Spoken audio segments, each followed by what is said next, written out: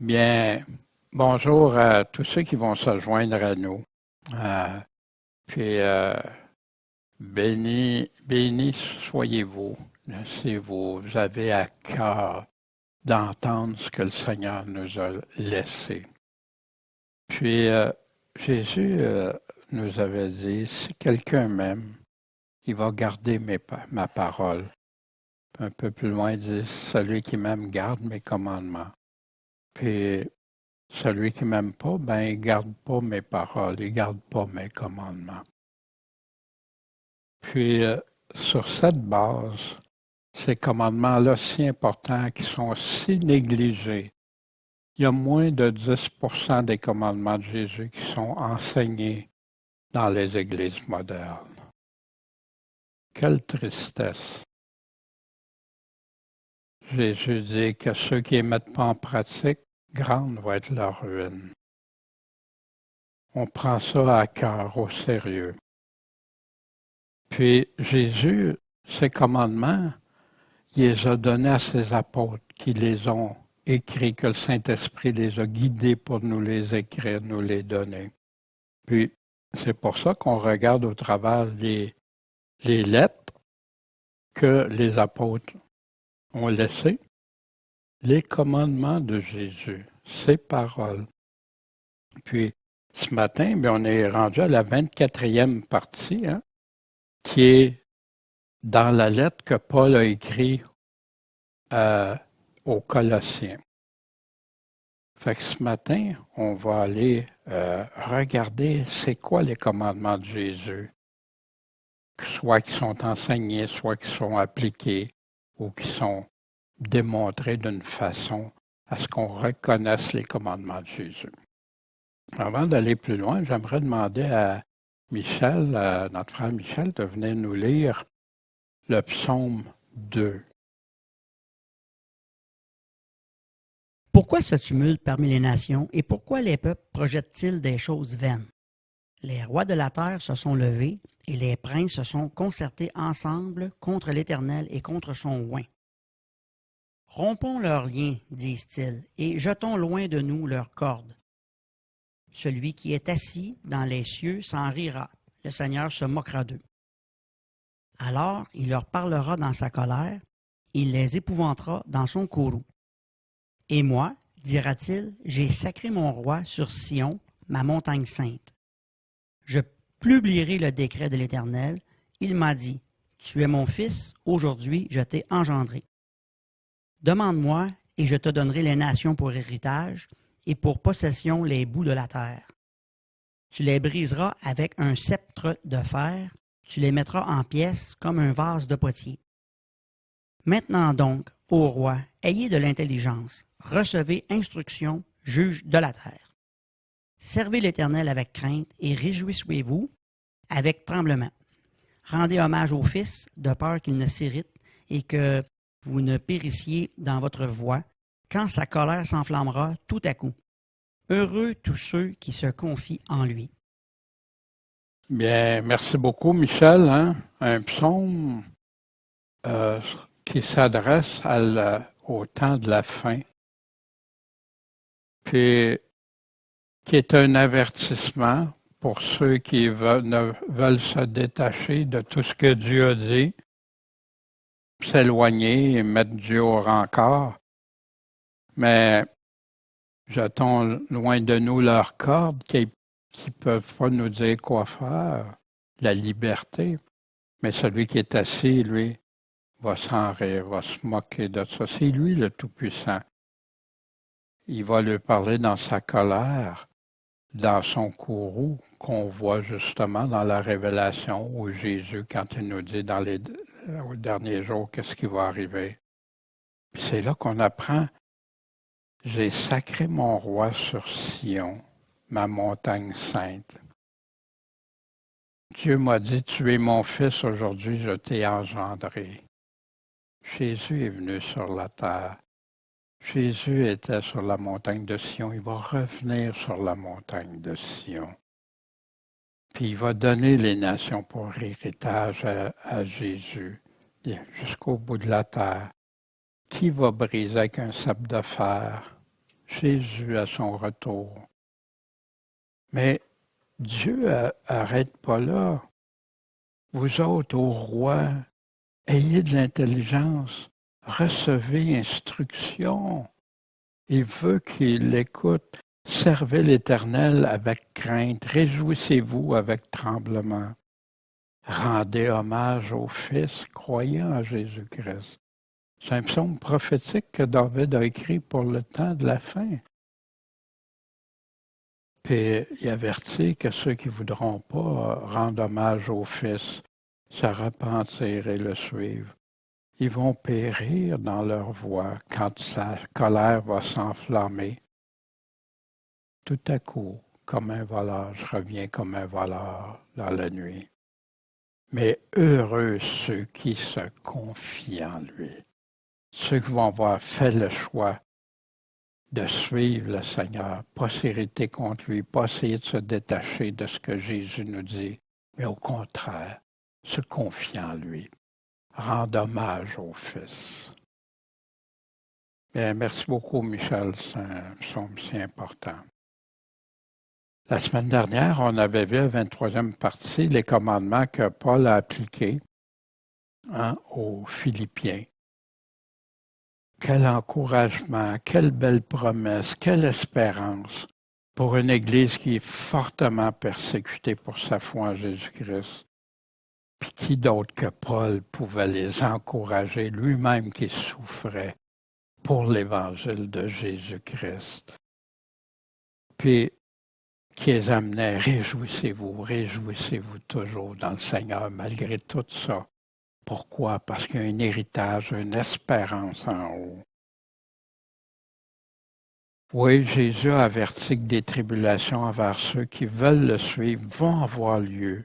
Depuis lui-même, ses apôtres même, puis les chrétiens qui ont suivi au travers des siècles jusqu'à aujourd'hui.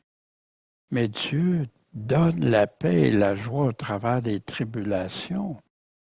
Il y en a même qui chantent en étant sur un bûcher ou qui proclament l'Évangile de se repentir à Jésus, puis pardonne-leur parce qu'ils ne savent pas ce qu'ils font. Qui peut faire ça humainement sinon que par la force en Jésus-Christ, d'être son enfant fidèle? Puis Jésus va revenir rétablir sa justice. 2 Thessaloniciens au chapitre 1 nous en parle très clairement. Mais pour chacun de nous, est-ce qu'on a cette même foi, cette confiance, cette joie, cette paix en lui, malgré toutes nos peines? Tu vois, la joie et les peines, oui, parce que la joie est plus profonde, plus loin encore que tout ce qu'on peut subir. Paul l'a expliqué clairement. Puis, dans quelle terre la parole de Dieu est tombée? Ceux qui l'ont entendu, un cœur honnête et bon, la retiennent et portent du fruit avec persévérance. Dans Matthieu, il dit, t'en portes 30, 60, et ça multiplie toujours. Portez du fruit, parce que la parole est en toi. Il nous a avertis de travailler à notre salut avec crainte et tremblement. Plusieurs veulent changer le sens de ça, mais Paul a écrit avec des paroles très simples ici. Puis pour nous, est-ce qu'on se réjouit ou qu'on murmure? Réjouissez-vous toujours dans le Seigneur, malgré tout ce qui peut nous arriver maintenant, temporairement. Regardez aux choses d'en haut, l'espérance dans les promesses qui nous attendent. Dans le fond, Paul, ce qu'il a fait, il a compris, puis il a enseigné les commandements de Jésus en ce qui concerne de porter sa croix. Il n'a pas reculé devant ça, comme les chrétiens, comme les Philippiens ont fait, puis comme d'autres églises ont fait, les Thessaloniciens aussi, les églises de Macédoine, etc. Je vous ai dit ces choses afin que vous ayez la paix en moi. La paix, mais vous aurez des tribulations, des afflictions dans le monde. Mais prenez courage, J'ai vaincu le monde. C'est ça que Paul vivait, que Paul enseignait comme commandement. Je vous laisse la paix, je vous donne ma paix, mais je ne vous la donne pas comme le monde la donne. C'est une paix qui surpasse toute intelligence, qui garde nos pensées en Jésus-Christ malgré tout ce qui arrive. Que votre cœur ne se trouble pas et ne craigne pas. Un des commandements, une exhortation du Seigneur. Laisse faire ça, Daniel. Tu ne mets pas tes craintes dans ça. Crains celui qui peut sauver l'âme. Lui, tu peux le suivre. Puis craindre le Seigneur, c'est haïr le mal. La crainte est presque toujours associée avec haïr le péché, le mal. Souvenez-vous de la parole que je vous ai dite, le serviteur n'est pas plus grand que son maître. S'ils m'ont persécuté, ils vont vous persécuter aussi. Mais s'ils observent ma parole, ben ils vont observer aussi la vôtre. Aux apôtres qui disaient ça. Mais ils vous feront tout cela à cause de mon nom, parce qu'ils ne connaissent pas celui qui m'a envoyé. Il y en a qui tuent les chrétiens au nom de Dieu, les torturent. Il y a même, on a vu ça de l'Inquisition, l'Église catholique qui a fait ça. Les protestants ont persécuté d'autres chrétiens parce qu'ils ne voyaient pas les choses comme eux. Ils en ont même fait brûler au bûcher. Terrible, terrible. Fortifiant l'esprit des disciples, hein, Paul, les exhortant à persévérer dans la foi. Oui, la foi, il faut persévérer. Puis leur représentant que c'est par beaucoup d'afflictions qu'il nous faut entrer dans le royaume de Dieu. Paul n'a jamais caché la souffrance quand tu portes ta croix pour Jésus. Aujourd'hui, on n'enseigne plus ces choses-là. Un évangile dilué, un évangile dans lequel on dit ben, tout va bien aller, tout est merveilleux, alors que tu vis souvent des persécutions. Selon qu'il est écrit, nous sommes livrés à la mort tous les jours à cause de toi. Nous sommes regardés comme des brebis destinées à la tuerie. Paul, quand il disait ça, je puis tout par Christ, quand il parle que qu'est-ce qui va me séparer de l'amour de Christ malgré tout ça? Puis Paul qui dit aux Thessaloniciens, on vous l'avait prédit que nous aurions à souffrir des afflictions, comme c'est arrivé, puis comme vous le savez, Paul n'a jamais caché ça aux églises, que si tu acceptes le Seigneur Jésus-Christ, attends-toi. Ça ne veut pas dire que ça va toujours tourner, mais attends-toi à ça. Tous ceux qui veulent vivre selon la piété en Jésus-Christ seront persécutés un jour ou l'autre, où il y en a que c'est presque toute leur vie. Hein? Moïse, qui a choisi d'être maltraité avec son peuple plutôt, avec le peuple de Dieu, plutôt que d'avoir pour un temps la jouissance du péché, c'était tellement plus important porter sa croix que jouir, savoir sa vie puis jouir du péché. Résistez-lui, étant ferme dans la foi, persévérer, rester solide dans la foi. C'est Pierre qui nous dit ça. En sachant que vos frères qui sont dans le monde souffrent les mêmes afflictions. Pierre a écrit ça avant de mourir dans la période de Néron. Bien, Philippiens, réjouissez-vous dans le Seigneur, mais Paul exhorte, réconforte. Puis Paul enseignait la croix, porter sa croix.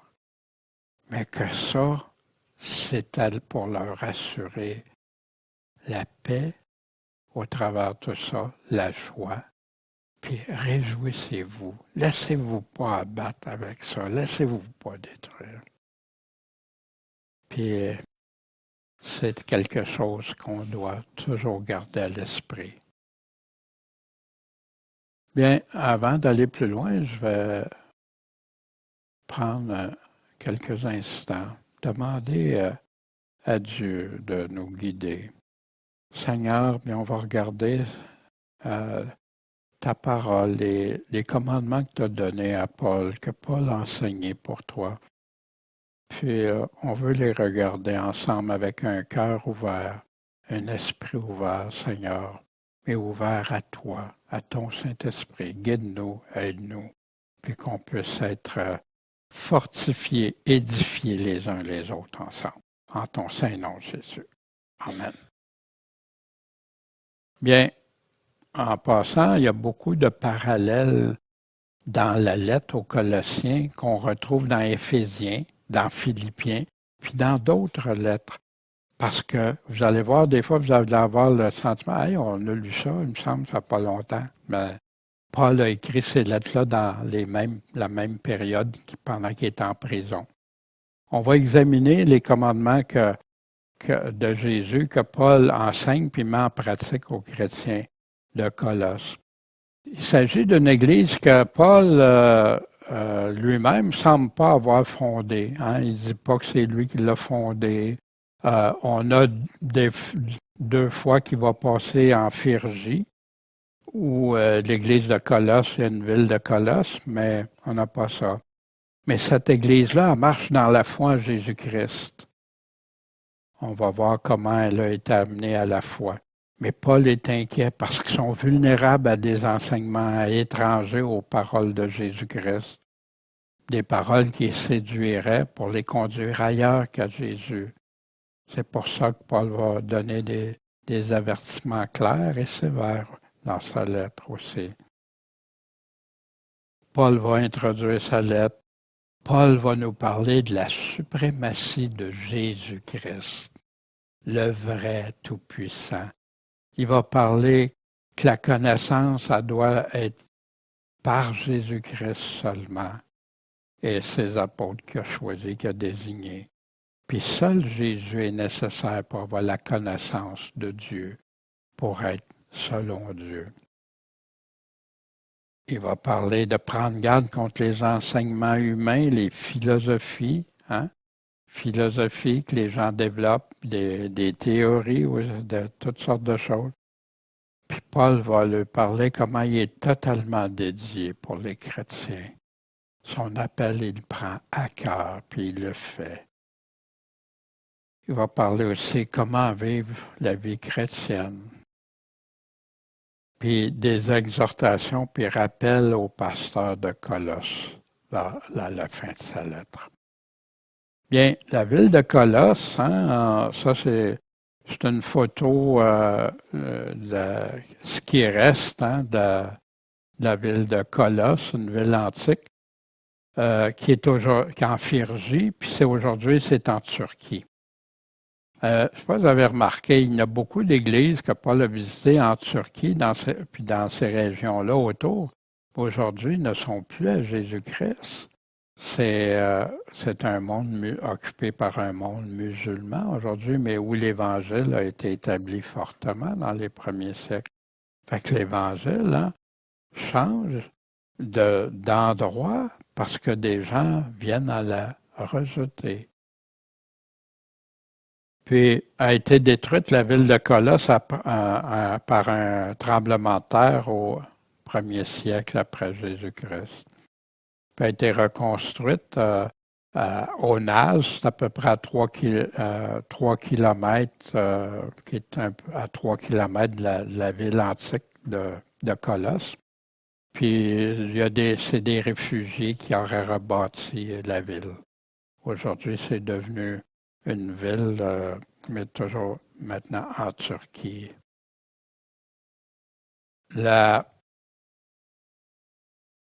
L'église de Colosse est située ici, en Phrygie, puis est à environ 200 kilomètres d'Éphèse, l'église d'Éphèse.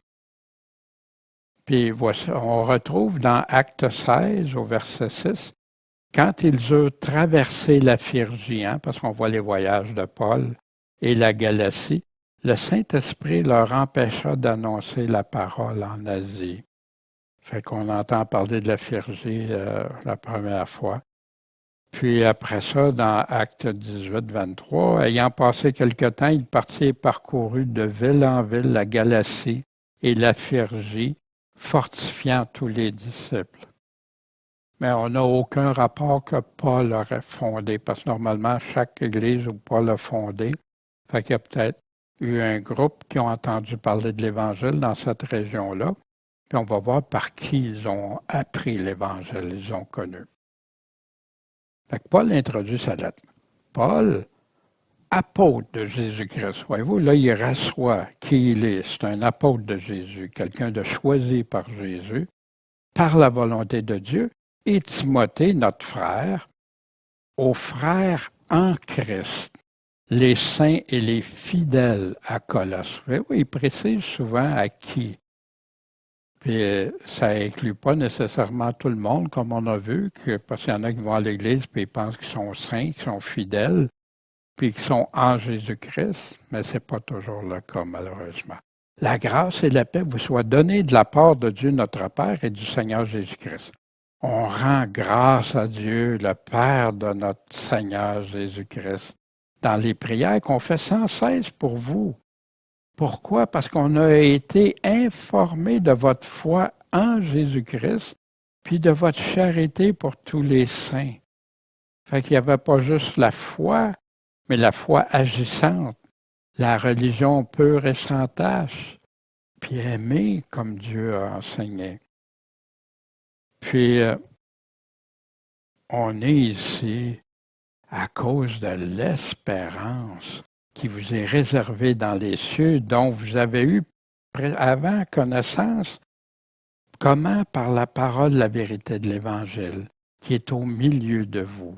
De même que dans le monde entier, où l'Évangile, la parole de vérité, fructifie, comme parmi vous depuis le jour où vous l'avez entendu, puis que vous avez connu la grâce de Dieu dans la vérité. Ainsi que vous avez été instruits par qui? Par qui a appris ça? Épaphras, que Paul souligne comme un fidèle compagnon. Notre cher compagnon de service, qui est pour vous un fidèle ministre de Christ. Il y a le sceau d'approbation. L'apôtre Paul certifie comment cet homme-là est. Et qui nous a fait connaître votre charité selon l'Esprit. Votre amour y est selon l'Esprit Saint. Amen. À qui il s'adresse, on l'a vu, à ceux qui sont vraiment frères en Jésus-Christ, en lui, puis fidèles. Puis pourquoi? Parce qu'ils ont appris, Ils ont appris comment? L'Évangile de vérité, la parole.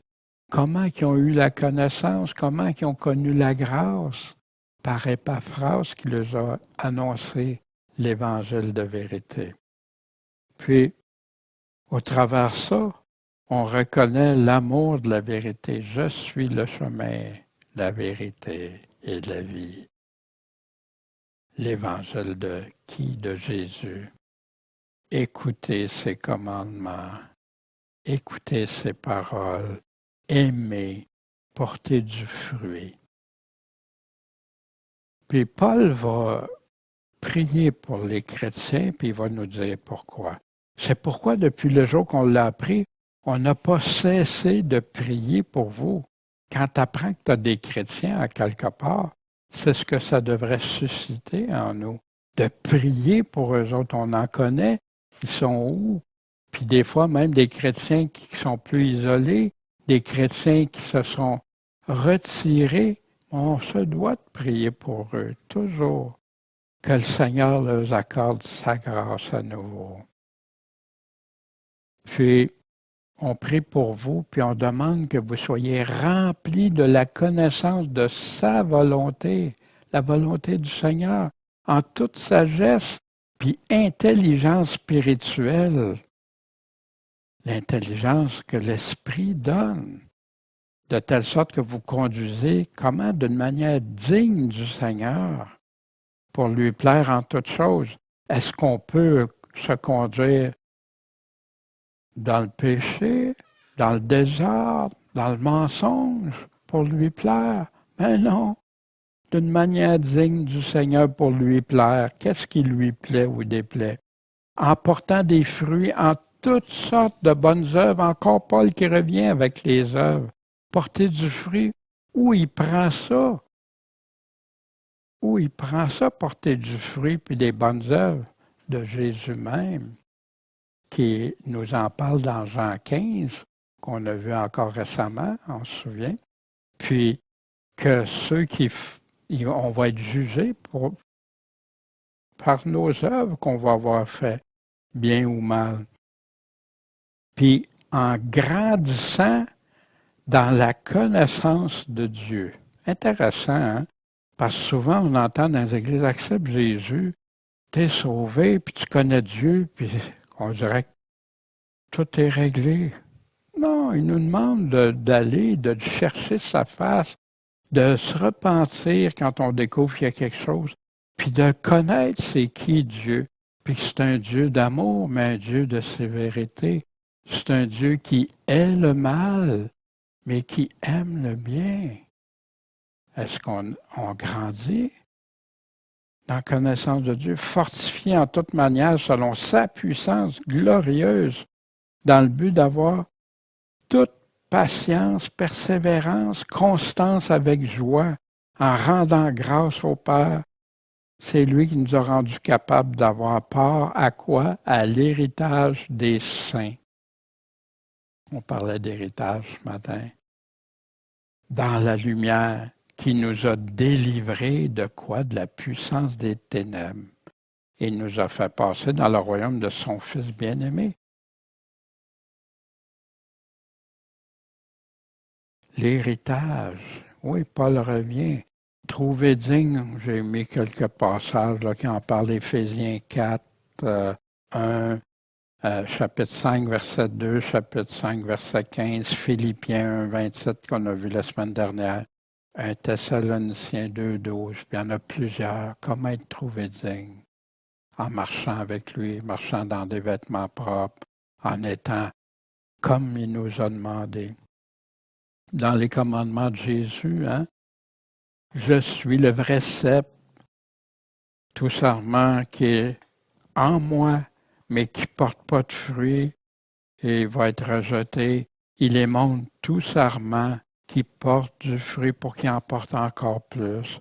Demeurez en moi, puis là, je vais demeurer en vous. Puis, il nous dit que si mes paroles demeurent en vous, hein, toujours le même thème, demeurer. Là, demandez, puis je vais répondre. Mais porter du fruit ou pas porter de fruit, Paul était très au courant de ça. Il en parle dans toutes ses lettres.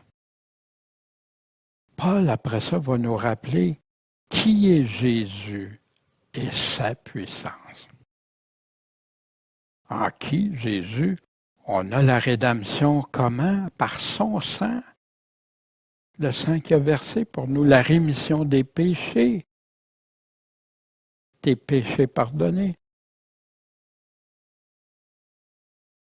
C'est lui qui est l'image du Dieu invisible, le premier-né de toutes les créatures. Il y en a qui ont des difficultés avec ça. Pour ma part, je n'ai pas de difficulté. Parce que Dieu est le Père, Jésus est le Fils.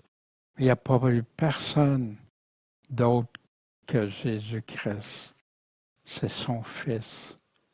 À quel moment le Père a décidé, ça lui appartient. Je ne peux pas aller puis contredire des Écritures comme certains le font. Mais c'est le premier-né de toutes les créatures. Il n'y a rien avant lui, avant Jésus-Christ. Car c'est en lui qu'ont été créées toutes choses dans les cieux, sur la terre, les visibles, les invisibles, les trônes, les puissances, les dominations, les principautés et toute puissance. Tout a été créé par lui, puis pas juste par lui, c'est pour lui. C'est à lui que le Père l'a donné. Vous savez, quand tu as un enfant, tu veux lui donner ce qu'il y a de meilleur. Tu veux tout lui donner si tu es capable, ce que tu peux. Mais le Père, qu'est-ce que vous pensez envers son propre Fils, qui n'a pas tout donné à son Fils? Puis, pas seulement ça, il répète, il est avant toute chose. Fait que c'est quoi toute chose? N'importe quoi. Toute chose subsiste par lui. Il n'y a plus rien qui tient sans lui. Puis c'est pour ça, quand il va revenir, lui va choisir qu'est-ce qui va subsister ou pas. Et c'est lui qui est la tête du corps de l'Église. C'est lui le chef. C'est lui qu'on suit. C'est lui qu'on adore, qu'on rend hommage, qu'on obéit. Il est le commencement, le premier-né d'entre les morts. Ici, il fait référence à quoi? À sa résurrection. Le premier ressuscité, comme nous, on sera ressuscité un jour. Pour qu'il tienne le premier rang en toutes choses.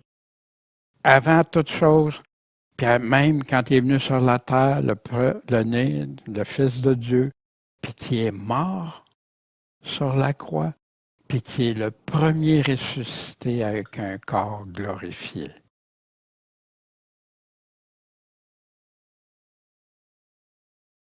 Il a plu à Dieu de faire habiter toute plénitude en lui. Il y en a qui veulent être remplis, avoir tout, puis tout ça. Mais la plénitude, c'est où? C'est en lui, pas en personne d'autre. Pourquoi on court si facilement après d'autres que Jésus? Pour être rempli et de réconcilier par lui toute chose avec soi. Nul ne va au Père que par moi, Jésus nous a dit. Ayant donné la paix, comment? Par le sang de sa croix. Tant aux choses qui sont sur la terre que même celles qui sont dans les cieux. Wow! Il y a un monde qu'on ne connaît pas encore, qu'on connaîtra un jour. Sa croix. Voici ce que Pierre disait. Choisis selon la préscience de Dieu, Dieu qui connaît d'avance, pour être sanctifié par l'Esprit, pour obéir à Jésus-Christ, puis pour avoir part à l'aspersion de son sang qui nous purifie de tout péché. Tu ne pourras jamais connaître le Père que par Jésus, puis être purifié, pardonné que par Jésus, par le sang, son sang qui a versé, cet agneau de Dieu. À celui qui nous a aimés, qui nous a lavés de nos péchés. Comment? Par son sang, le sang le plus précieux que la terre ait porté, et qui nous a fait roi et sacrificateur de Dieu, son Père. À lui la gloire, la force, au siècle des siècles, dans la Révélation, Apocalypse 1:6. Puis les commandements de Jésus pour ceux qui croient en lui. Voici Jésus aussi. Jésus n'arrête pas juste à sa croix, à lui. Il parle de notre croix à nous aussi. Par ceux qui l'aiment, qui comprennent comment c'est précieux, l'aime en retour, comment il nous a aimés avant que nous on l'aime, puis comment nous après on l'aime jusqu'au bout. Celui qui ne prend pas sa croix, puis ne me suit pas, est pas digne de moi. Wow! Ça m'avait parlé. On m'avait dit non, tout est réglé, tout ça, mais là, qu'est-ce qu'on fait de ça? Si je ne suis pas digne de Jésus, tu me dis, je suis sauvé pareil.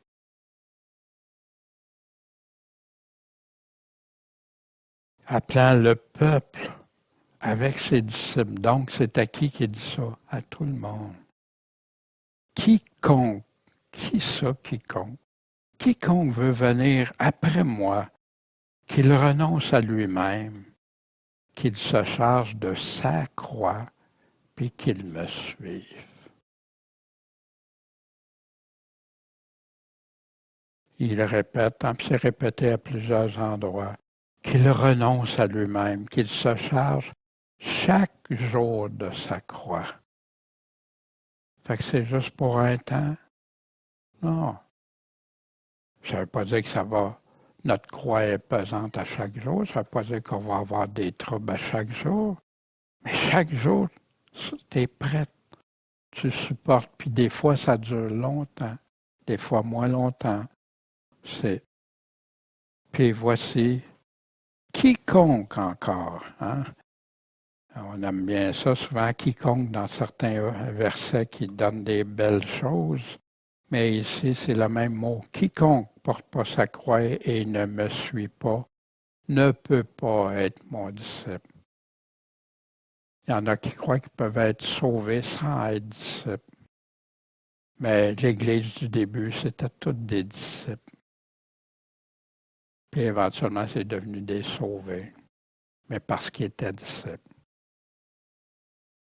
Paul va rappeler ce que Jésus a fait, puis les conditions pour demeurer. Vous autres aussi, vous étiez autrefois éloignés, ennemis comment par vos pensées puis vos mauvaises œuvres. Hein? On a vu ça aussi dans Éphésiens, on a vu ça dans d'autres lettres. Il vous a maintenant réconciliés maintenant. Autrefois éloignés, maintenant réconciliés dans le corps de sa chair par sa mort pour vous présenter devant lui saint, sans tache, puis irrépréhensible. Mais il y a une condition, pourvu que vous demeuriez fondés dans la foi, puis inébranlable, puis n'abandonnant pas l'espérance de l'Évangile de qui? De Jésus-Christ, que vous avez entendu, puis qui a été prêché à toute créature sous le ciel, et dont moi, Paul, j'ai été fait ministre, j'ai été fait serviteur pour ça. Fait que, ici, on est réconciliés, mais il faut demeurer fondé, ferme dans la foi, inébranlable. Il ne faut pas reculer. Il ne faut pas faire comme dans la semence, dans les 4 terrains, dont il y en a juste une, la 4e, qui est tombée dans la bonne terre. Paul ici appliquait les commandements de Jésus. Qu'est-ce qu'il faisait? Donc, allez, instruisez toutes les nations, baptisez-les au nom du Père, du Fils, du Saint-Esprit. En faisant quoi? En leur apprenant à garder tout ce que je vous ai commandé. C'est en plein ça que Paul fait. Il leur a tout ce que Jésus a commandé, Paul l'explique dans ses lettres à différentes églises, puis merci mon Dieu, on l'a aujourd'hui par écrit. À garder tout ce que je vous ai commandé, puis voici, je suis avec vous tous les jours. Prêchez l'Évangile à toute créature. Hein? L'Évangile qui a été prêché à toute créature. Mais c'est ça que Jésus a demandé. Celui qui croira et sera baptisé sera sauvé, mais celui qui ne croit pas, qui ne croira pas, va être condamné. Jésus a commencé à prêcher. Qu'est-ce qu'il a commencé à dire? Repentez-vous, parce que le royaume des cieux ou de Dieu est proche. C'est le même royaume. Le royaume de Dieu approche. Voyez-vous? Pourquoi on peut dire repentez-vous? Ici, on dit repentez-vous, car le royaume des cieux est proche. Puis voyez dans Marc, le royaume de Dieu approche. Il y en a qui font une distinction comme si c'était des royaumes différents. Ben non, c'est le même royaume. Repentez-vous et croyez à l'Évangile. Puis si on ne se repent pas, Jésus nous dit, si vous ne vous repentez, vous périrez tous de même. Puis il parlait de villes qui ont été détruites avec leur manière de vivre. Pierre, qu'est-ce qu'il a prêché? Repentez-vous, que chacun de vous soit baptisé au nom de Jésus. Pourquoi? Pour la rémission de ses péchés. Puis vous recevrez le don du Saint-Esprit. Vous naîtrez de nouveau. Repentez-vous donc et convertissez-vous afin que vos péchés soient effacés. Fait qu'ici, qu'est-ce qu'est-ce que Paul prêche, qu'est-ce que les autres apôtres prêchent, exactement ce que Jésus leur avait commandé de faire. Paul va annoncer et dévoiler le mystère de Dieu pour les non-juifs. Maintenant, je me réjouis dans mes souffrances pour vous, puis j'achève de souffrir dans ma chair le reste des afflictions de Christ pour son corps qui est l'Église. Pourquoi Paul dit ça? Jésus lui avait dit, je vais te montrer tout ce que tu auras à souffrir pour mon nom, pour son Église. Je t'ai choisi pour aller annoncer aux gentils des choses que Paul avait à faire. J'ai été fait ministre de l'Église, son corps, selon la charge que Dieu m'a donnée auprès de vous. Mais dans quel but? Pour annoncer pleinement la parole de Dieu. On va y revenir pleinement à la parole de Dieu. Annoncer quoi? Le mystère qui était caché dans tous les siècles et dans tous les âges, mais que maintenant c'est manifesté à ses saints, à ceux qui croient en lui, à qui Dieu a voulu faire connaître quelle est la richesse de la gloire de ce mystère parmi les non-juifs. C'est quoi ce mystère-là? Qu'est-ce que c'est donc bien mystérieux? Non, pas du tout. Parce qu'il dit, c'est quoi la réponse? Savoir Christ en vous, en nous. L'espérance de la gloire, c'est lui que nous annonçons, exhortant tout homme et enseignant tout homme en sagesse, encore la sagesse, afin de rendre tout homme parfait, complet en Jésus-Christ. C'est aussi à quoi je travaille en combattant par sa puissance et sa vertu qui agit puissamment en moi. Paul annonçait pleinement dans Acte 20, il les a dit aux pasteurs d'Éphèse, qu'il leur avait donné tout le conseil de Dieu. Quand il parlait du conseil de Dieu, il annonçait l'évangile de Jésus-Christ. Vous vous souvenez de Félix, hein? Puis Félix a eu peur parce qu'il parlait du jugement à venir, qu'il parlait de Jésus, qu'il parlait de tout. Il n'imitait pas juste crois au Seigneur Jésus, tu seras sauvé. Non, il expliquait. Je veux en effet que vous sachiez combien est grand le combat que je soutiens pour vous et pour ceux de la Odyssée et pour tous ceux qui m'ont jamais vu en personne. Fait que Paul combattait, mais pour toutes les églises, pour tous les chrétiens. Puis la Odyssée est proche. C'est entre, en tout cas, c'est en bas de 20 kilomètres de la ville. C'était à 20 kilomètres autour de ça, peut-être 15-20 kilomètres là, de la ville de Colosse. Puis tous ceux qui m'ont jamais vu en personne, pour que leur cœur soit consolé, liés étroitement ensemble dans la charité, pour être enrichis d'une parfaite intelligence. Dans quel but cette parfaite intelligence? Pour connaître le mystère. C'est plus un mystère quand tu le connais. Moi, j'entendais souvent le mystère de la foi. Le mystère, il nous l'a dit, c'est quoi? Et de Christ, en qui sont renfermés, quoi? Tous les trésors de la sagesse et de la connaissance ou de la science. C'est où que tu trouves ça? La sagesse? Tu veux être sage? Tu veux comprendre? Tu veux? Mais où tu vas trouver ça? Ah, tu peux trouver ça un peu partout, là. Non. En qui sont renfermés tous les trésors de sagesse et de connaissance. Puis pourquoi que Paul disait ça? Pourquoi c'est si important? Pourquoi tant de chrétiens se sont laissés avoir dans toutes sortes d'affaires?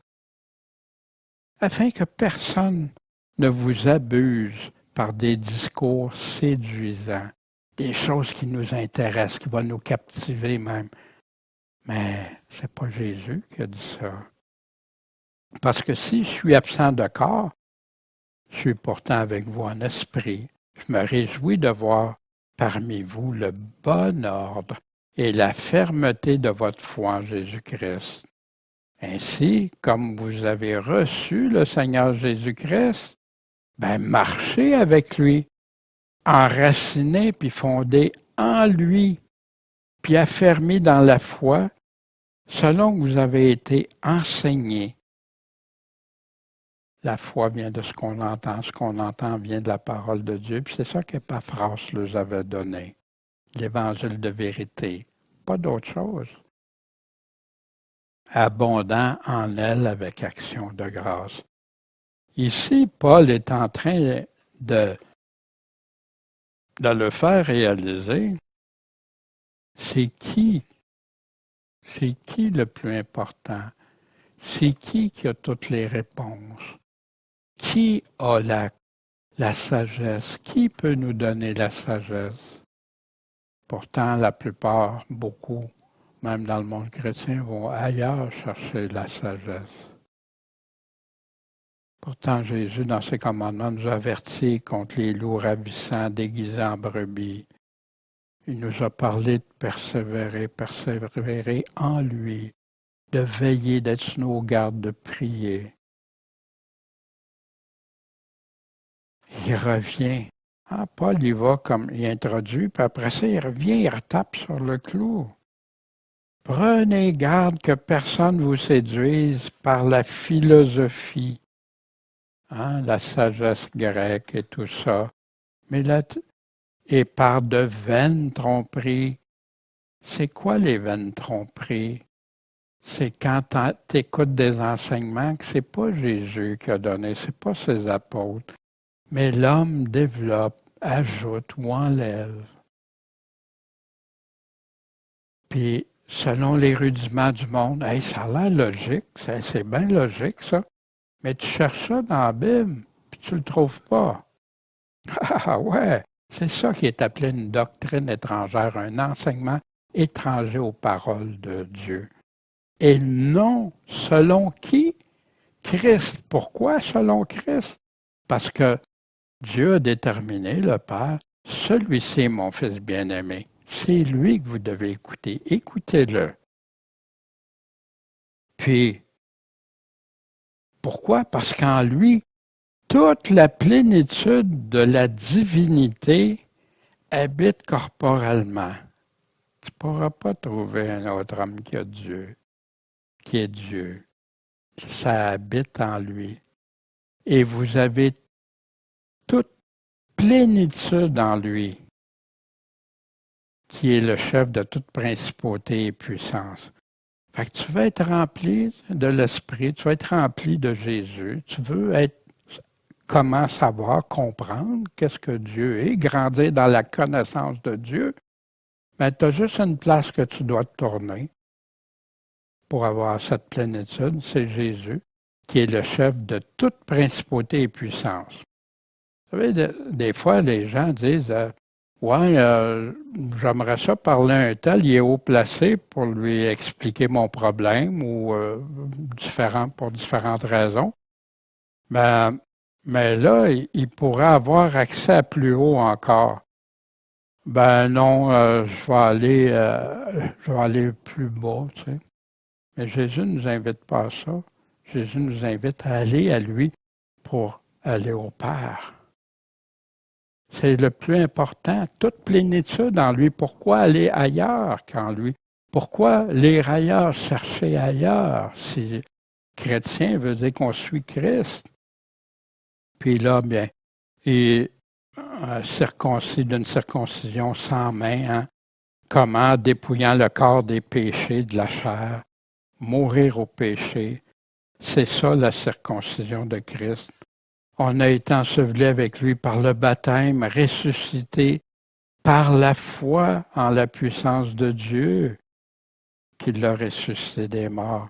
Puis encore au passé, quand on était mort dans nos péchés, puis dans notre incirconcision de la chair, il vous a donné la vie avec lui, vivifié avec lui, né de nouveau. Vous a pardonné toutes vos fautes. Il a effacé ce qui était contre nous, l'obligation des ordonnances, la loi de Moïse. qui s'élevait contre nous et l'a entièrement, partiellement, non, entièrement annulé en l'attachant à la croix, dépouiller les principautés, les puissances qu'il a publiquement exposées en spectacle, en triomphant d'elles sur cette croix. Pendant qu'il avait l'air d'être le plus grand perdant de l'univers, c'était le plus grand gagnant, vainqueur de l'univers. Sa nouvelle alliance, c'est ça, des commandements de Jésus qui est venu nous apporter. Ceci est la nouvelle alliance. Mon sang versé pour vous. Donc, que personne ne vous condamne au sujet du manger, du boire, un jour de fête, une nouvelle lune ou de sabbat. Hein? C'est intéressant ici. Encore les aliments. Hein? Il y en a qui jugent les aliments, puis tout ça, mange pas ci, mange pas ça, fais pas ci, qui venait de l'Ancien Testament, puis que d'autres ont même rajouté. Puis après ça, il parle un jour de fête. Hein? Ça, c'est quotidien. Nouvelle lune, c'est mensuel. Puis sabbat, qui peut être autant de jours, un jour de sabbat, puis les jours de sabbat dans les fêtes que Dieu, les 7 fêtes que Dieu avait dit, que ça débute par un sabbat, puis ça se termine par un sabbat. C'était quoi l'ombre des choses qui devaient venir? Mais le corps est où? Il est en Christ. C'est en lui. T'es libéré de ça, t'es délivré de ça. Que personne ne vous ravisse le prix. Personne ne vienne te voler. Par une humilité affectée, ça a l'air humble. Ça, ils ont tellement l'air humbles quand ils t'enseignent. Puis par le culte des anges. Hein, ça existe-tu? On va voir ça, le culte des anges. S'ingérant dans des choses qu'il n'a pas vues, puis qui est téméraire, enflé dans son sens charnel, l'orgueil, puis qui dit qu'il parle au nom de Dieu. Puis il fait ça en ne s'attachant pas au chef. Au chef, Jésus-Christ, duquel tout le corps joint est étroitement uni au moyen des jointures et des liens, hein, parce que Paul aime prendre l'image du corps, s'accroît d'un accroissement selon Dieu.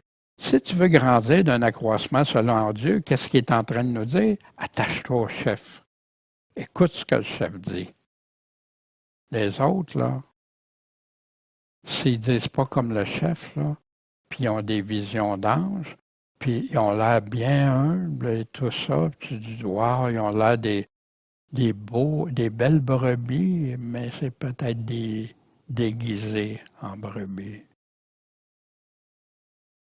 Paul, en ce qui concerne ceux qui retournent à la loi de Moïse, nous en a parlé dans le livre de Galates, aux Corinthiens, dans 2 Corinthiens, la lettre qui tue, aux Romains, ceux qui veulent marcher selon la loi de Moïse, puis à plein d'autres.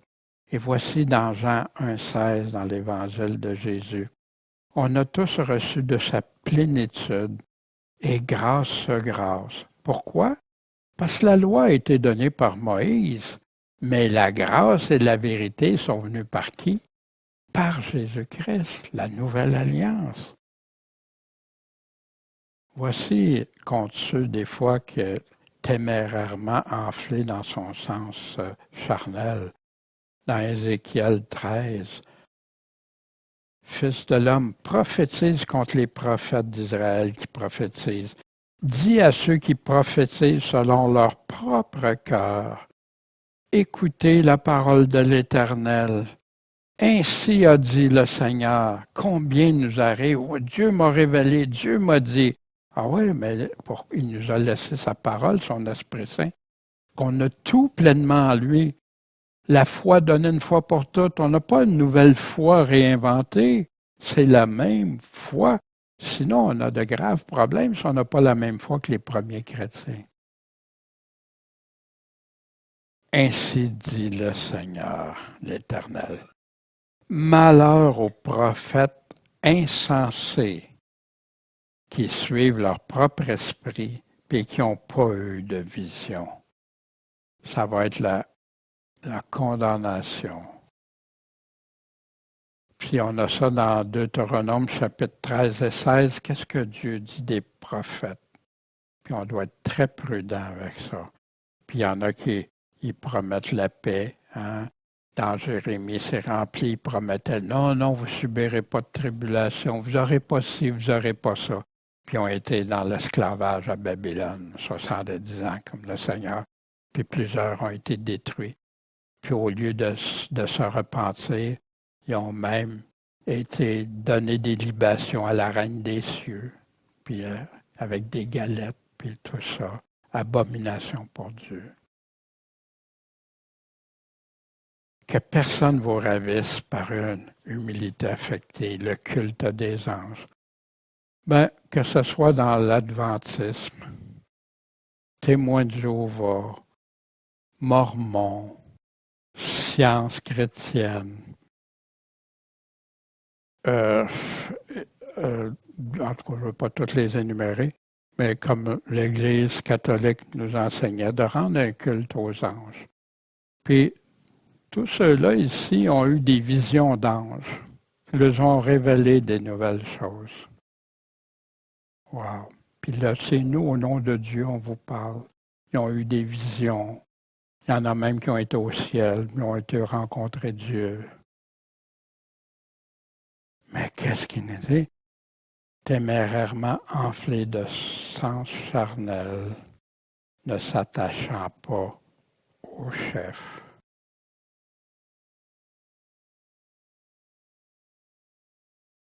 Paul, qui a été choisi pour faire connaître le mystère de Jésus-Christ, nous dit ceci. Donc, si vous êtes ressuscité avec Christ, cherchez quoi? Les choses d'en haut, où Christ est assis à la droite de Dieu. Aimez les choses d'en haut et non celles de la terre, parce que vous êtes morts, votre vie est cachée avec Christ en Dieu. Fait que là, il y en a, ma vie est cachée à Christ, à Dieu. Fait que je peux vivre comme je veux, Dieu voit juste Jésus-Christ. C'est ça qu'il est en train de dire, que je peux vivre comme je veux. Ben non, parce que dans sa lettre, il dit le contraire, puis que ceux qui ne vivent pas selon Dieu vont être condamnés. Fait qu'il ne se contredirait pas. On a vu la semaine dernière ceux qui vivent selon la chair. Là, il vient dire, vous viviez autrefois selon la chair dans le péché, mais plus maintenant. Fait, puis voici ce qu'il va dire. Parce que vous êtes morts, hein? Mais morts comment? Mais quand Christ qui est votre vie va revenir apparaître, alors vous serez aussi manifestés avec lui dans la gloire. Donc, faites mourir ce qui est dans vos membres qui tient à la terre. C'est ça, de ne pas aimer les choses de la terre. La fornication, l'impureté, les passions, hein, que les mondes. C'est ça, moi, c'est ça, moi, c'est ça. Des passions qui deviennent dangereuses.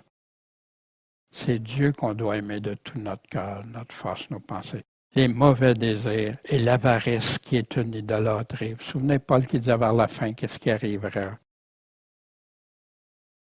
Là, vous devez renoncer. Vous marchiez autrefois comme ça, mais c'est pour ces choses que la colère de Dieu vient sur les enfants rebelles. T'es enfant, mais t'es rebelle. Vous marchiez comme ça quand vous viviez en elle au passé. Maintenant, renoncez à toutes ces choses-là. Puis il rajoute la liste, la colère, l'animosité, la méchanceté, la médisance, les paroles déshonnêtes, les paroles qui déplaisent à Dieu. Puis que tu entends du langage des fois tellement triste à entendre, qu'ils n'en sortent pas de votre bouche.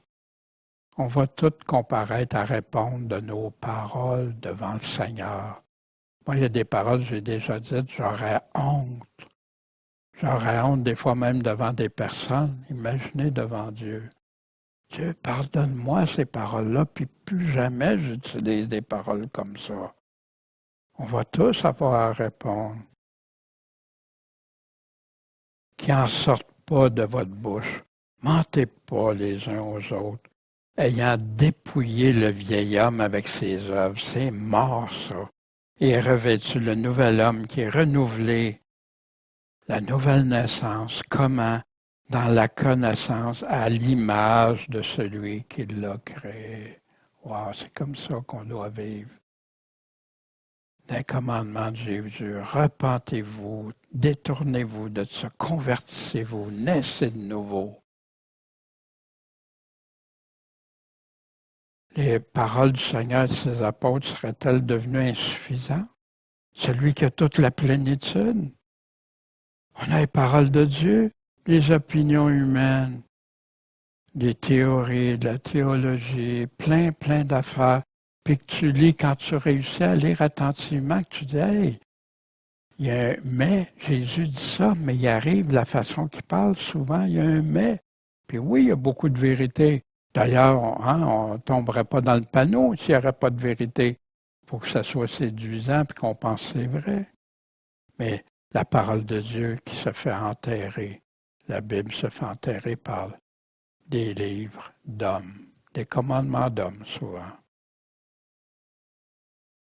Est-ce qu'on demeure dans la simplicité de la doctrine de Christ, ses commandements, ses paroles, ou la complexité des hommes? C'est drôle, moi, quand je lisais ça, ces livres théologiques-là, j'étais rendu dans la confusion. J'étais assuré de certaines affaires, puis dans d'autres choses, j'étais dans la confusion. Puis là, quand tu commences à écouter ça, ben, hey, si j'ai tout en Jésus-Christ, il m'a tout donné ce que j'avais besoin. Ma foi doit venir des paroles, de ses paroles. Pourquoi je vais voir ailleurs? Demande à Dieu, demande à Dieu, demandez, vous recevrez, cherchez, vous trouverez. Oh, c'est dangereux, ça. Ah oui, c'est dangereux. C'est dangereux, je comprends. Ceux qui me disaient ça, c'était dangereux. C'est ce que je voyais tordre des Écritures.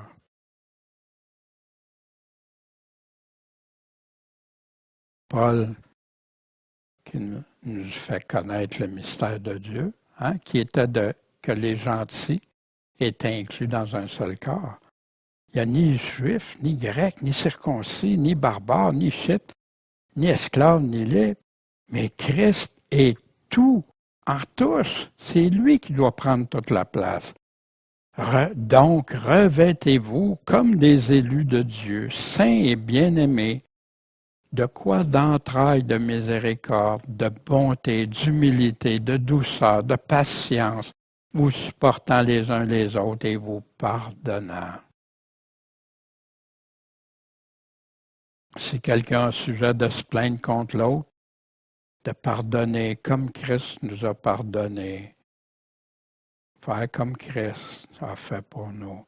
Mais par-dessus toute chose, revêtez-vous de l'amour qui est le lien de la perfection, puis que la paix de Christ à laquelle vous avez été appelés en un seul corps règne dans vos cœurs, en Seigneur, en Maître dans nos cœurs, et soyez reconnaissants. Ici, plusieurs des commandements, à partir d'un seul corps, Jésus a dit qu'il ferait un seul troupeau, un seul corps, de se pardonner, de pardonner si on veut être pardonné par le Père.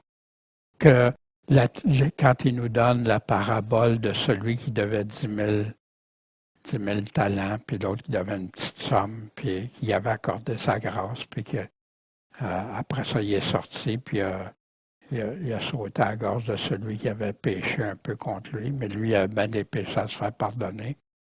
Le roi, qu'est-ce qu'il a fait? Paul aux fidèles.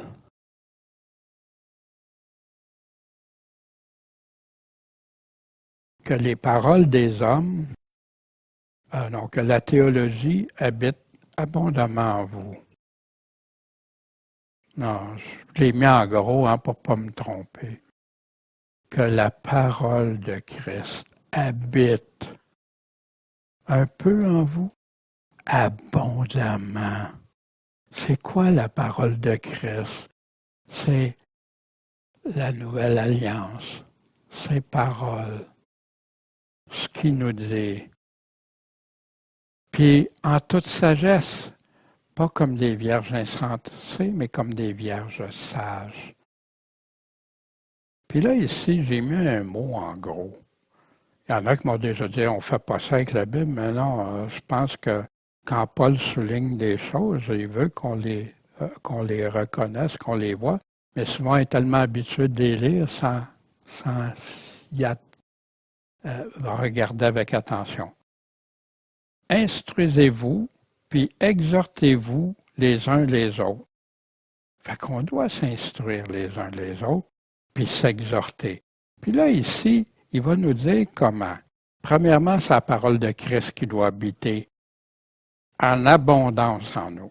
Après ça, on doit s'instruire et s'exhorter par des psaumes, des hymnes et des cantiques spirituels, chantant dans vos cœurs au Seigneur, puis avec reconnaissance.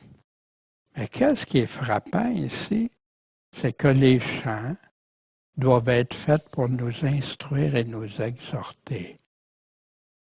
Aujourd'hui, il y a des chants, là, que c'est plus la parole de Dieu, c'est des opinions humaines. On véhicule des pensées, il y en a qui véhiculent leurs pensées théologiques au travers des chants, et tu regardes, c'est pas ça qui est écrit dans la Bible. Des mots sont changés, des nouvelles phrases sont modifiées, plein de choses. Mais on doit s'instruire avec ça. Est-ce qu'on peut s'instruire autrement que qu'est-ce que la parole de Christ est en nous? Non. Les psaumes sont merveilleux parce que c'est biblique. C'est juste la parole de Dieu. Il y a des personnes qui ont créé de bons chants, qui ont rédigé mais vraiment sous l'Esprit Saint, guidés, puis ils connaissaient la parole. D'autres qu'on a vus, même dans les anciens chants, que ça bifurquait, c'était plus, mais je vais chanter ça parce que quand je chante, si c'est comme quand je parle, je vais répondre de toute parole, les gens oublient ça. Ah, je chante, non! Tu dois réfléchir, penser ce que tu dis, sinon, qu'est-ce que tu es en train de faire? Une cymbale qui retentit, même ça peut être dangereux parce que tu peux dire des affaires que Dieu n'a jamais dit. On doit être très prudent. Quoi que vous fassiez, en parole ou en œuvre, tout doit être fait au nom du Seigneur Jésus, en rendant grâce par lui à Dieu le Père. Le seul chemin, nul ne va au Père, toujours par Jésus-Christ. Puis ici, pour les chants, moi je me souviens à ma conversion, j'avais toujours le goût de chanter. Je chantais dans mon cœur, puis tout ça. Aujourd'hui, je le fais, mais moins qu'au début. Mais j'aimais ça. Puis là, les chants, ça venait tout seul. Puis je les avais, hey, c'est bon, Seigneur, regarde, c'est la même, tu sais. J'étais heureux, content. Puis, à un moment donné, on s'est mis avec toutes sortes de chants, tu sais, puis il y en avait des bons, puis il y en avait que non. Mais moi, si je chante, c'est pour honorer Dieu, rendre gloire à Dieu aussi. Puis, je pense pas que Dieu est glorifié quand tu chantes pas selon sa volonté. Puis il va nous parler des comportements des serviteurs de Jésus-Christ, des femmes, des hommes, comme on a vu. Mais quoi que vous fassiez, faites-le avec simplicité de cœur, dans la crainte de Dieu. Faites-le de bon cœur, comme pour le Seigneur, puis non comme pour les hommes. C'est ça qui nous aide à vivre, à le faire pareil, même si ça ne nous tente pas, même si on trouve c'est dur ou tout ça. On le fait pour le Seigneur, ça change tout. Quand je fais ça pour le Seigneur, Seigneur, tu sais, toi aussi, tu as vécu des choses pénibles, difficiles. C'est ça, je vais le faire pour toi, par amour pour toi. Même mes ennemis. Mais oui, maudissez pas, priez pour eux autres, faites-leur du bien. Sachant que vous recevrez de qui? Du Seigneur la récompense de l'héritage, cet héritage, notre vie éternelle, notre temps avec lui pour toujours. Car vous servez Christ le Seigneur. Fait qu'arrêtons de penser c'est parce qu'on rend service aux autres, puis tout ça. Oui, Dieu nous demande de faire ça, mais que c'est ça qui est là. Non, parce que des fois ça va bien, mais des fois ça va mal rendre service aux autres. Se dépenser, se sacrifier le moi, éteindre le moi, c'est difficile. Mais si je le fais juste moi de mes propres forces, tandis que si je dis, ben Dieu, je le fais pour toi. Toi, tu le vois. Toi, tu le sais. Toi, tu vas, un juste juge, me récompenser pour ça. Mais celui qui agit injustement va recevoir selon son injustice. Puis Dieu ne fait pas d'exception de personne. C'est pas parce que c'est Daniel qu'il va faire exception de toi, Daniel, si tu fais ça injustement. Maître, puis il parle au patron, ce qui est juste et équitable, en sachant que vous aussi, vous avez un maître dans les cieux. Puis même quand je travaillais pour quelqu'un ou quand j'étais patron, mon maître est toujours là. Je n'ai pas une liberté de faire différent que ce que mon maître en haut me demande de faire. Priez, priez, persévérez dans la prière, veillez-y avec des actions de grâce, des actions qui plaisent à Dieu. Priez en même temps pour nous. Pourquoi? Pour que Dieu nous ouvre la porte de la parole pour annoncer le mystère de Christ. Ce mystère qu'il nous avait dit, qu'il nous avait parlé, que les Juifs, les non-Juifs font un seul corps maintenant. Pour les gentils aussi sont acceptés. Pour annoncer ce mystère à cause de qui je suis dans les chaînes, puis que je fasse connaître comme il faut que j'en parle. Si Paul demandait qu'on prie pour lui, pour qu'il puisse porter la parole de Dieu, puis le faire connaître comme il faut que j'en parle. C'est une prière, souvent je demande, Seigneur, donne-moi, de moi-même, je ne sais pas, des fois il y a des choses difficiles à parler, des fois il y a des choses que je ne suis pas sûr que comment mes frères, mes sœurs vont recevoir ça, puis qu'est-ce qu'ils ont besoin. Dieu, fais que je le fasse connaître comme il faut que j'en parle. Puis c'est pour accomplir les commandements de Jésus.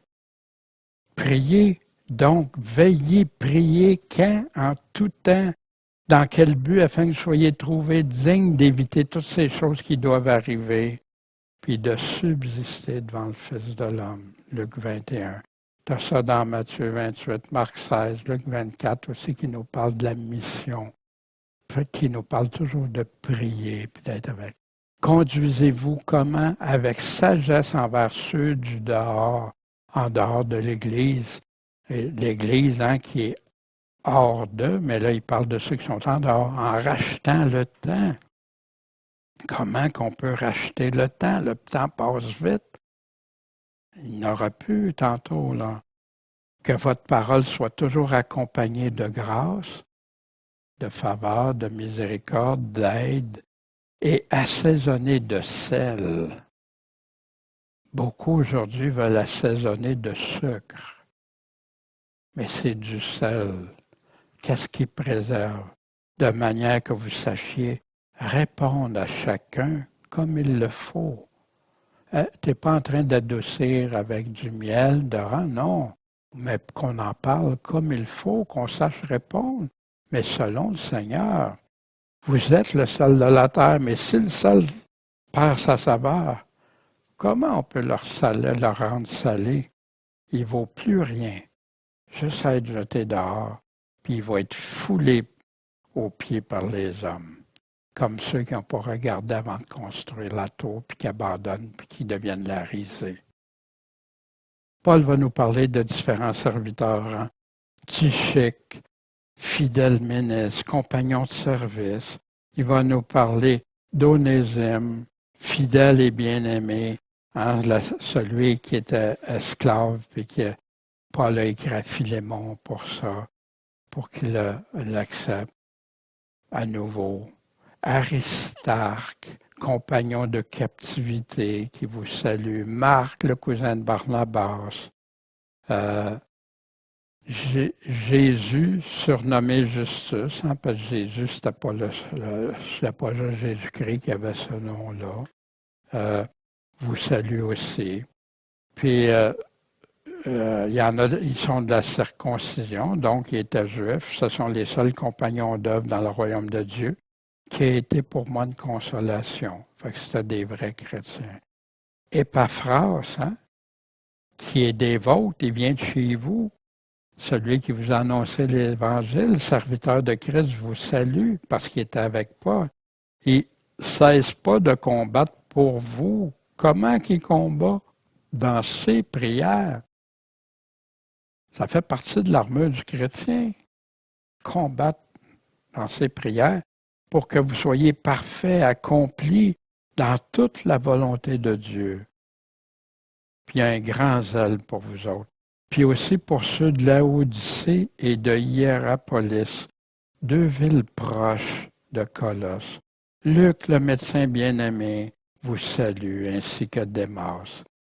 Saluez les frères de Laodicée, hein, l'église qui est proche, et Nymphas, et l'église qui est dans sa maison. Beaucoup d'églises étaient dans les maisons.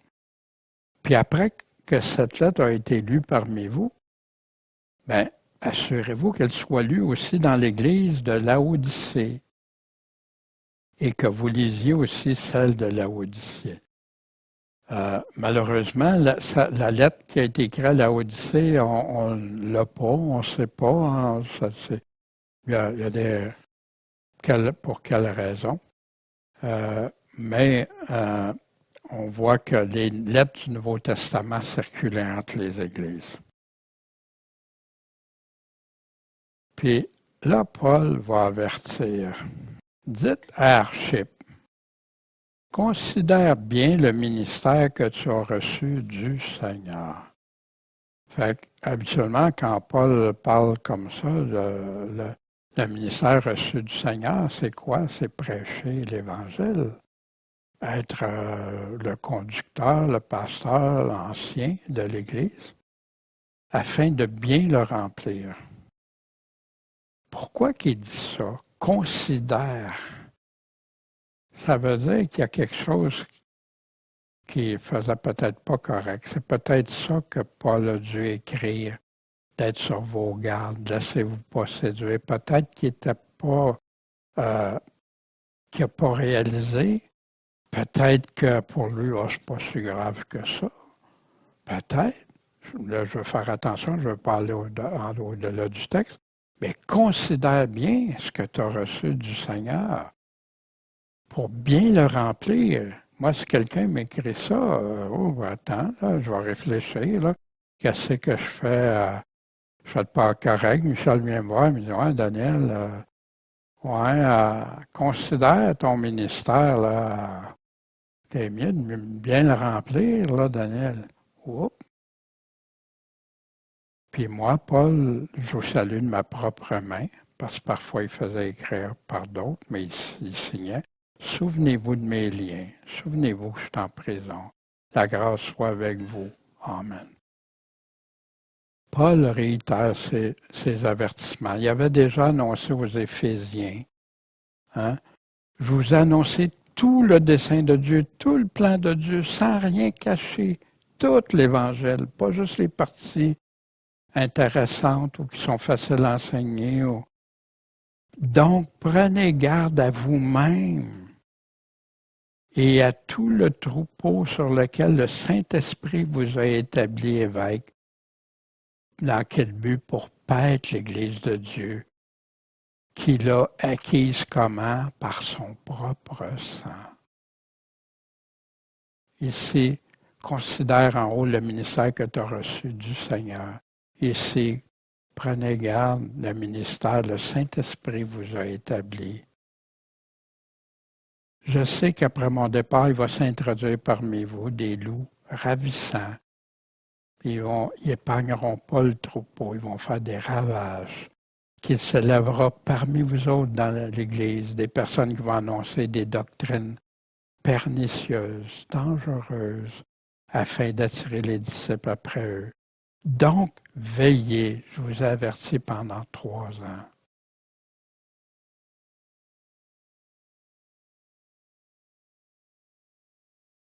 On avait vu dans Éphésiens, prenez aucune part aux œuvres infructueuses, des œuvres qui ne portent pas de fruits, aucun fruit selon Dieu, au contraire, les œuvres infructueuses des ténèbres, mais plutôt condamnez-les, dénoncez-les, mettez-les en lumière.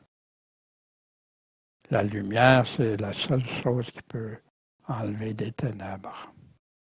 Puis Jésus-Christ, c'est notre lumière. Puis il nous demande d'être la lumière du monde, le sel de la terre. Les commandements de Jésus qu'on retrouve, attention loup ravissant, tout enseigner, apprenez-leur à mettre à tout ce que je vous ai commandé. Le levain, les enseignements d'hommes, l'hypocrisie.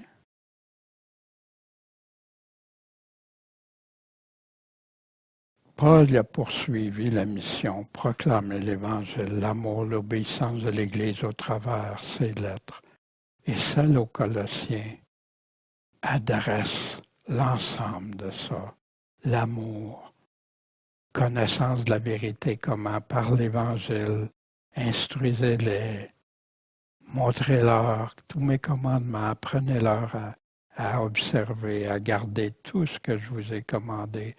C'est mettre en pratique ça. Prêcher à toute créature.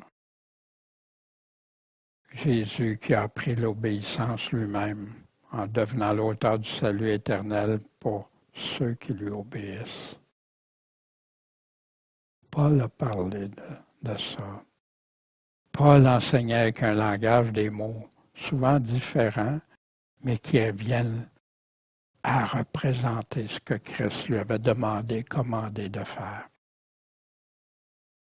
Puis, comme application pour nous autres, qu'est-ce que représente vraiment Jésus pour toi? C'est-tu le Jésus suprême que Paul a présenté? Réalises-tu que Jésus est l'auteur de ta vie, celui à qui on doit tout, mais pas seulement ta vie terrestre, ta vie éternelle? Ce qu'il a subi par amour pour toi, pour moi, pour te délivrer, me sauver, te sauver par son sang versé, cette nouvelle alliance.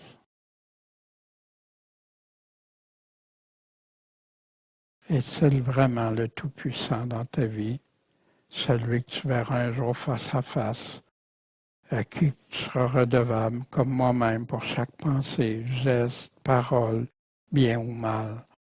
Puis c'est pas ça, si jamais il y a des choses qui ne sont pas correctes, Jésus dit de le confesser, lui avouer, s'en repentir, puis de se débarrasser de tout ça. Est-ce qu'il est seulement ton sauveur, comme beaucoup aiment avoir Jésus comme sauveur, ou s'il est ton Seigneur qui devient ton sauveur?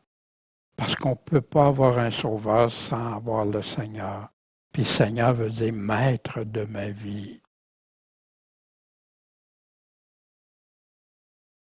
Rien ne sera plus important de toute ta vie. Il n'y a rien qui va compter plus. Nos choix qu'on fait ici vont déterminer notre éternité. Il y en a pour le salut, il y en a d'autres pour les récompenses. Mais est-ce qu'on croit en Jésus? Qui est-ce que tu suis? Jésus ou quelqu'un qui lui ressemble en partie? Un autre Jésus? Un Jésus bonbon, comme certains appellent. Un Jésus que c'est juste les bonnes choses que je veux entendre de Jésus, pas les choses difficiles. Renoncer à ma vie, porter ma croix. Oh! C'est pour ça qu'il dit plusieurs vont abandonner la foi. Lui en qui j'ai toute plénitude. C'est à toi, Seigneur, qu'on veut s'adresser, parler, vivre. Seigneur, aie pitié de nous, guide-nous, aide-nous. Rends-nous fortifiés en toi. Puis Seigneur, qu'on puisse relire ces paroles que Paul nous a laissées, puis devenir vraiment en toi, délivré, puis t'aimer de tout notre cœur, puis te suivre. En ton nom, Jésus, le Maître, le Sauveur. Amen.